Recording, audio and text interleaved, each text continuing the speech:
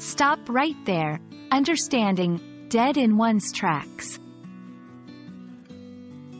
Hello, and welcome to our channel.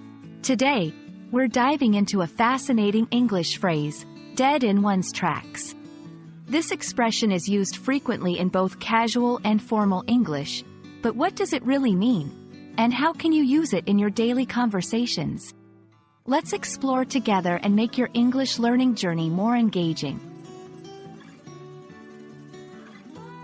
Dead in one's tracks is an idiomatic expression used to describe a sudden stop by someone or something in motion, as if they were unable to move any further.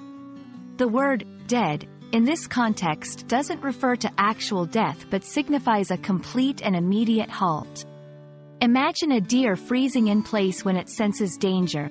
That's the essence captured by this phrase. While the exact origin of dead in one's tracks is hard to pin down, it's clear that the phrase borrows from the vivid imagery of stopping so suddenly that one might as well be dead in terms of movement. It's used in various contexts, from physical actions to metaphorical applications, such as stopping a plan or thought process abruptly. To help you understand how to use dead in one's tracks, let's look at some examples. The sight of the massive spider made her stop dead in her tracks. The sudden sound in the night caused the thief to freeze dead in his tracks. The unexpected announcement left everyone dead in their tracks, unsure of how to react. To incorporate dead in one's tracks into your vocabulary effectively, remember it's best used in situations that involve a sudden halt, whether literal or figurative. It's a powerful way to convey the immediacy and totality of the stop.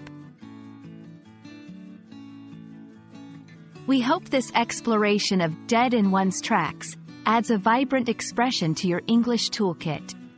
Whether you're writing a story, engaging in conversation, or just thinking about language, remembering the suddenness and completeness of this stop can help you communicate more vividly. Thank you for joining us today, and happy learning. Keep practicing, and you'll find your English fluency improving in leaps and bounds, which, by the way, is another expression we'll explore in the future. See you in our next video.